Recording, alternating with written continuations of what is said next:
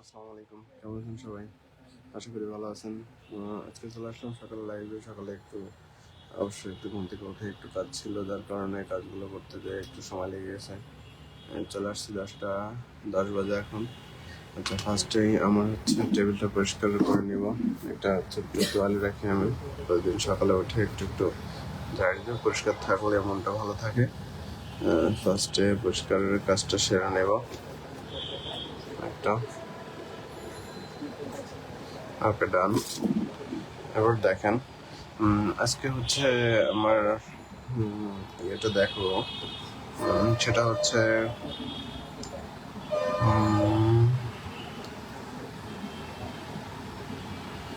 আজকে আমার টার্গেটটা যেটা আজকে আমার এটা হচ্ছে আমার একটা সিস্টেম পড়ার। সেটা হচ্ছে আমি এই পড়ার আগে একটা টার্গেট সেট করে নিই যে আজকে আমি কীভাবে পড়বো।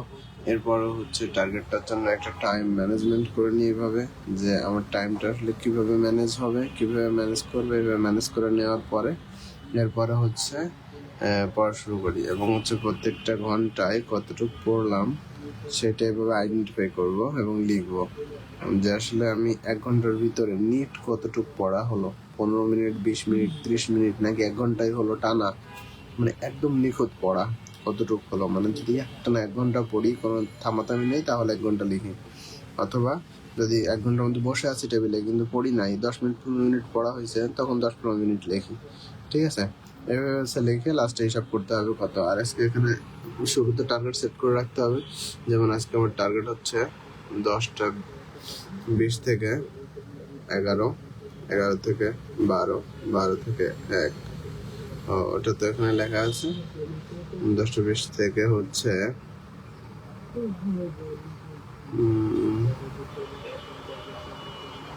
4টা, যে 4টা পর্যন্ত, 4টা পর্যন্ত একটা না, 4টা।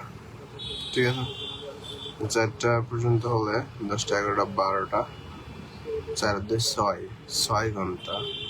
6 থেকে আমি 40 মিনিটে যে বাদ দিব, আমার খাওয়া গোসল আছে 5। ঠিক আছে, এরপর টিউশন আছে, টিউশন। এরপর ধরেন যে রাত্রে বসতে পারবো এসে কয়টায়, আমাদের 7, 7, 7, 8, 9টা 30-এ বসতে পারবো না, 9টা 30-এ বসতে পারবো না। এখানে একটু জিমে যেতে হবে হয়তো, আর এখানে তাহলে বসতে পারবো 10টা 30-এ। 10টা 30 থেকে যতটুকু টাইম পারি, মোটামুটি ধরলাম যে 12টা।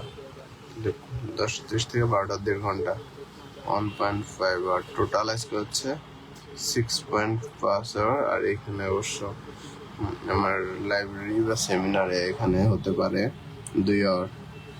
তার সাথে 8.5।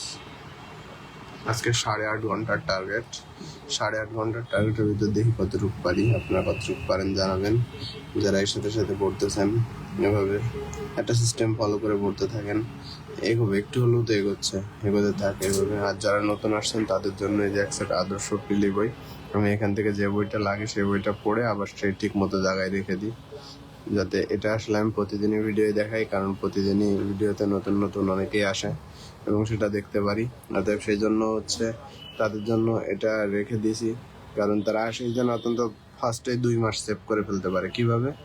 এই বইগুলো নিয়ে ঘাটাঘাটি করতে গেলে তাদের 2 মাস চলে যাবে, 2-2.5 মাস চলে যাবে। কোনটা কিনবো না কোনটা কিনবো, এটা না ওইটা, কোনটা ভালো হবে এটা নিয়ে। অতএব তাই পরিপ্রেক্ষিতে এটা দেখাই দিই, যাতে হচ্ছে একটা সেট ফলো করতে পারে। এইভাবে সে যে কোনো আসে আমার এই সেটটা ফলো করতে পারে, অন্য কারো সেটটা ফলো করতে পারে। এই সেটটা যে আমার নিজস্ব মন মতো মন গড়া তা না। অনেক ক্যাডার ভাইদের পরামর্শে, জানেন যে ক্যাম্পাসে অনেক ক্যাডার ভাই থাকে, অনেক তাদের পরামর্শ নেওয়ার পরেই তারপরে তাই নিজে থেকে অনেকগুলো বই দেখে টেকে তারপরে যেটা যেটা ভালো লাগছে, যেটার গুরুত্বটা বেশি দিয়ে তারা বলছিল, সেটা সেইভাবে সাজানো। ঠিক আছে, আবার অনেক বইতে অনেক ভুল থাকে, সেই ভুল বইগুলো অবশ্যই চুজ করা যাবে না। সেগুলো জায়গা থেকে এটা হচ্ছে সাজানো, এটার উপরে একটা ভরসা রাখতে পারেন। আপনারা এইভাবে একটা সেট নিতে পারেন, তবে কখনো এমনটা করবেন না যে আপনি মার্কেটে যাই MP3 সবগুলো বই কিনে নিয়ে চলে আসবেন, তা করবেন না। অথবা মার্কেটে যাই আপনি যে কনফিডেন্সে পুরো এক সেট বই কিনে নিয়ে চলে আসবেন, তা করবেন না। সব প্রকাশন সব বইয়ের দিকে ভালো না, এটা খেয়াল রাখতে হবে।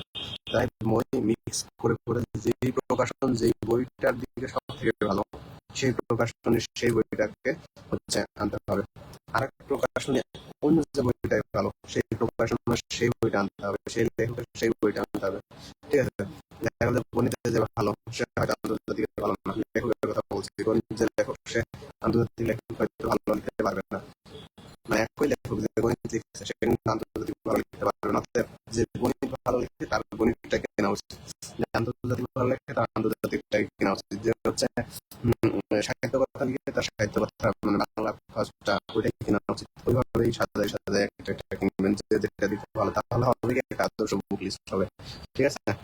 এটাই হচ্ছে এটার জন্য বলা ছিল, এটা ফলো করতে পারেন। আর এই যে আমার টেবিলে সবসময় একটা পানির বোতল থাকে, একটা তলে থাকে টেবিলের উপর শুরু করার জন্য। আর টুকটাক ওই কিছু নাস্তা টাস্তা থাকে পাশে। দেখা গেলো সকালে বই নিয়ে বসলে এগুলো একটু খেয়ে বসি, সকালে ভাতটা খাওয়া হয় না তেমন। এরপরে এটা হচ্ছে আর টেবিলে একটা লাইট আছে, লাইট করে তখন হচ্ছে personal পড়ার দরকার হয়। আর এই যে কিছু মোটিভেশনাল টপিক টপিক আছে এগুলো পরে একদিন দেখা হবে ইনশাআল্লাহ। ঠিক আছে? আচ্ছা, ভালো থাকেন। তাহলে আজকে টার্গেটটা আজকে ইনশাআল্লাহ অর্ধপূর্ণ করতে পারবো আশা করতেছি। আজকে একটা করতে হবে, এক্সাম চলে আসছে সেটা ফাইনাল 15 তারিখ থেকে।